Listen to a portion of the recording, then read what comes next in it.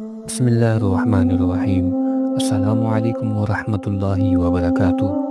محترم دوستو، ہم نے آزادی کا کیا کیا، لیکن شاید ہم نے اسے تحفے کی طرح سنبھالا نہیں، بلکہ کھلونے کی طرح توڑ دیا۔ ایک وقت تھا جب ہر چہرے پر امید تھی کہ اب ہم اپنی تقدیر خود لکھیں گے، لیکن وقت کے ساتھ ہم نے قلم دوسروں کے ہاتھ میں دے دیا۔ ہم آزاد ہوئے مگر سوچ میں قید ہیں، آزاد ہوئے مگر معاشی طور پر زنجیروں میں جکڑے ہوئے، آزاد ہوئے مگر فیصلہ کرنے کی طاقت کھو دی۔ ہم نے آزادی کو جشن سمجھا، جدوجہد نہیں۔ ہمیں جھنڈا لہرانا یاد رہا مگر اسے بلند رکھنا بھول گئے۔ ہم اپنے بزرگوں کی قربانیوں کا ذکر تو کرتے ہیں مگر اپنی قربانی دینے سے ڈرتے ہیں۔